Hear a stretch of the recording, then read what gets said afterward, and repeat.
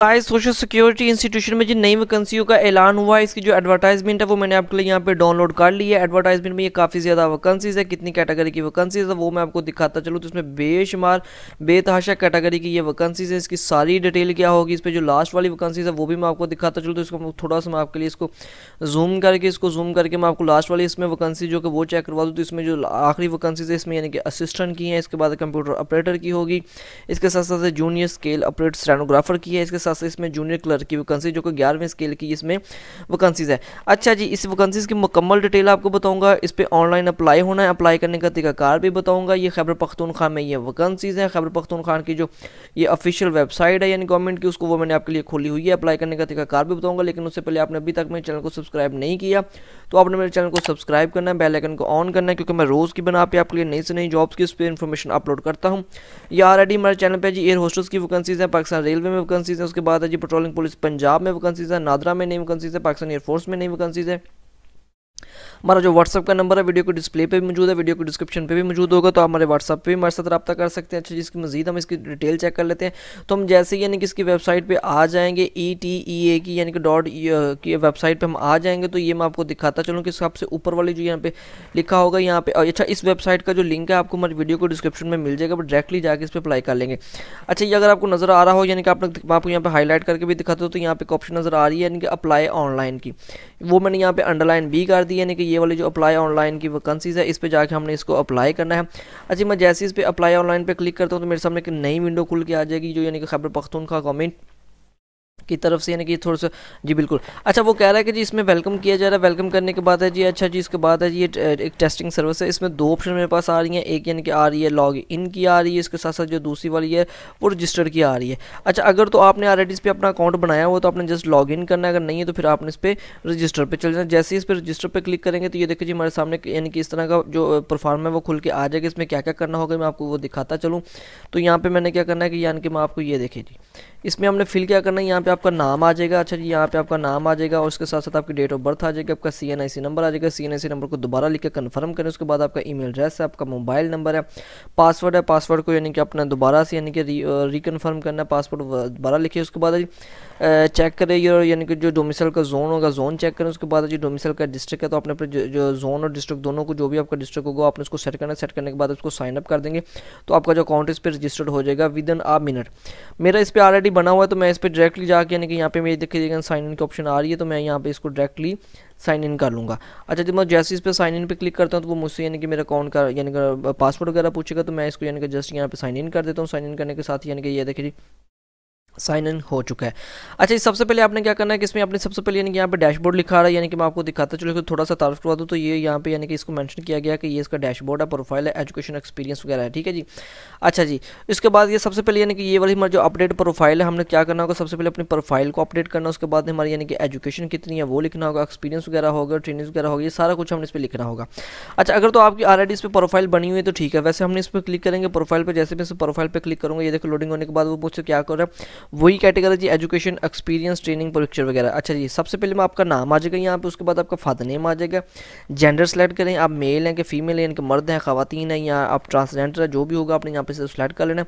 उसके बाद date of birth वो सिलेक्ट करनी जो कि अपने आईडी कार्ड पे लिखे हो, कि अपना CNIC नंबर इस पर लिखे, अपना ईमेल एड्रेस लिखे, ईमेल एड्रेस के साथ साथ आपने अपना मोबाइल नंबर लिखना, अपना व्हाट्सअप नंबर भी यहाँ पे लिखे, पोस्टल एड्रेस लिखे और परमानेंट एड्रेस लिखे। अगर तो एक ही है तो एक ही लिखा जाएगा, अगर दोनों अलग अलग हैं तो दोनों अलग अलग लिखा जाएगा। अपने डिस्ट्रिक्ट का यानी कि जोन लिखे, उसके बाद जी अपना डोमिसाइल लिखे, उसके बाद रिलीजन लिखेगा आप किस रिलीजन से, और आपका स्टेटस क्या है यानी कि आप शादीशुदा या गैर शादीशुदा वो लिखें। ये लिखने के बाद आपने यानी कि नीचे इसको आ जाए तो यानी कि करंट क्वेश्चन की बात आ रही है, अगर इसी यानी कि हु आर यू यानी कि आपसे हाफ़िज़ कुरान है ये वो फलां अगर यानी कि ये सारा कुछ आप इसको करते तो आपने इसको येस नो करना, अदरवाइज आपने इसको टच नहीं करना।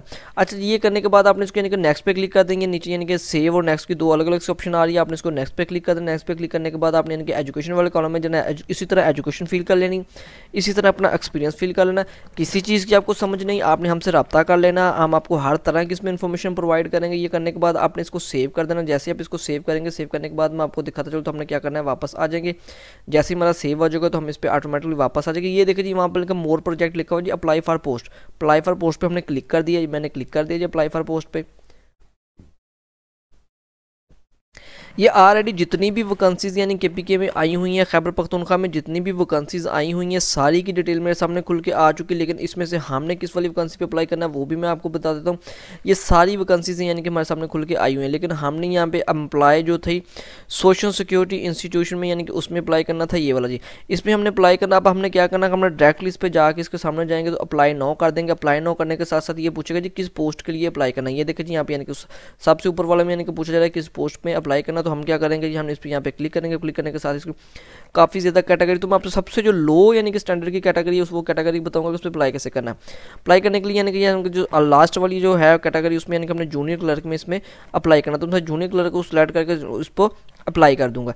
यहाँ से जैसे ही अप्लाई करूँगा तो उसमें ऑलरेडी अप्लाई कर हो जाएगा मेरा, ठीक है जी। ये देखिए यहाँ पे ऑलरेडी ही जब मैं जिस पे अप्लाई पे क्लिक करूँगा तो मेरी एप्लीकेशन जो है वो सबमिट हो जाएगी। अच्छा, ये इसकी सारी डिटेल थी अप्लाई करने का तरीकाकार थी। अब इसके लिए कितनी कितनी तलीम दरकार होगी, सारी मालूमात क्या है वो मैं आपको दिखाता चलूँ। तो एडवर्टाइजमेंट पे हम वापस आ जाते हैं। एडवर्टाइजमेंट पे वापस आने के बाद इसमें कौन कौन सी वैकेंसीज है, वैकेंसीज के मैं आपको नाम बता देता हूँ। नाम वैकेंसी में कौन कौन इसमें पैथोलॉजिस्ट की वैकेंसीज है। इसके बाद यानी कि ये वो वैकेंसीज है जो कि यानी कि आपको ग्रेड 17 या ग्रेड 18 या ग्रेड 19 की वैकेंसीज है।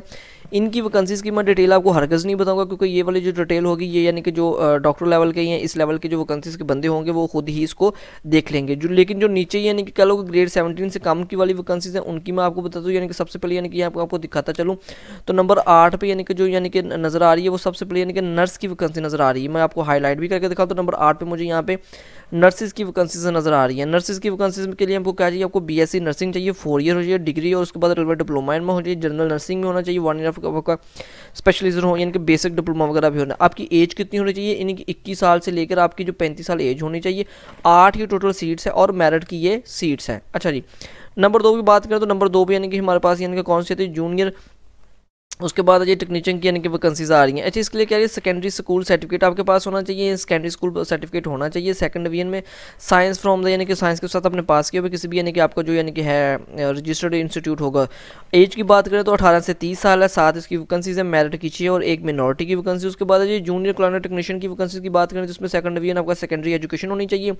सेम सारा कुछ है जी, वही सारा कुछ है। तो इसमें 3 खवातीन की वैकेंसीज और 2 मिनॉरिटी की वैकेंसीज। अच्छा, मजीद उसको हम स्क्रॉल डाउन कर लेते हैं। स्क्रॉल डाउन करने के बाद यहाँ पे जूनियर यानी कि क्लिनिक टेक्नीशियन पैथोलॉजिस्ट की वैकेंसी है, तो उसमें यानी कि वो डू यानी कि वो सेम ही सारा कुछ है। ये यानी कि जितनी भी वैकेंसीज मैं आपको दिखाता चलूँ तो इसमें सेम ही एजुकेशन की रिक्वायरमेंट है यहाँ तक, यानी कि नंबर 11 से लेके नंबर 15 तक, 11 से लेके आपको यहाँ पे दिखाता चलूँ कि नंबर 11 से लेकर नंबर 15 तक यानी कि सेम ही क्वालिफिकेशन जो कि ऊपर है, सेम ही एज है।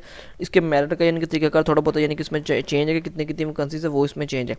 अच्छा जी, उसके बाद यानी कि हम देखें तो जो यानी कि एडमंस यानी कि विंग की वैकेंसीज है, इसमें कौन कौन सी है। इसमें सबसे पहले जी अकाउंट ऑफिसर की वैकेंसी है जो कि ग्रेड 17 की है। अकाउंट ऑफिसर की वैकेंसी है, ये कौन सी है मैं आपको दिखाता चलूँ कि ये देखिए जी अकाउंट ऑफिसर की है। टोटल ये 2 वैकेंसीज हैं जिसके लिए आपके पास MCOM होना चाहिए या MBA फाइनेंस किया हो। 21 से 35 साल आपकी एज होनी चाहिए। टोटल 2 ये पोस्ट हैं और दोनों ही ये मेरिट की वैकेंसीज हैं। अच्छा जी, इसके बाद कौन सी, इसमें असिस्टेंट डायरेक्टर की वैकेंसी है, 2nd क्लास मास्टर होना चाहिए। अच्छा जी, उसके साथ साथ मैं आपको दिखाता चलूँ असिस्टेंट की वैकेंसी है जो कि ग्रेड 16 की ये वैकेंसी है, यानी कि 16वें स्केल की ये वैकेंसी है। इसका अच्छा ग्रेजुएशन चाहिए, सेकंड डिवीजन, और 18 से 30 साल आपकी एज होनी चाहिए। 6 वैकेंसीज हैं। अच्छा जी, मजीद इसको डाउन करें तो कंप्यूटर ऑपरेटर की बात करें तो 2nd क्लास ग्रेजुएशन चाहिए विद यानी कि 1 ईयर डिप्लोमा इन IT में यानी किसी बोर्ड टेक्निकल इंस्टीट्यूट से आपने किया हो। 18 से 30 साल आपकी एज होगी। 8 इसमें टोटल वैकेंसीज है। जूनियर स्केल स्टेनोग्राफर की बात करें तो इंटरमीडिएट आपको नहीं चाहिए कि आपने इंटर पास किया हो। 50% आप यानी कि 50 वर्ड्स आपको पर मिनट लिखने चाहिए। 35 पर मिनट आपको स्टेनोग्राफर के भी लिखने होंगे। 18 से 30 इसकी एज है। टोटल ये 2 वैकेंसीज है।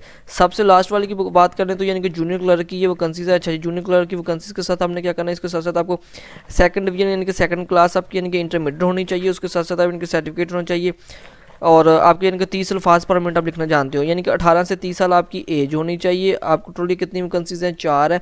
मेरिट की 2 हैं जिसमें खवातीन के लिए 1 है, मिनॉरिटी के लिए 1 है।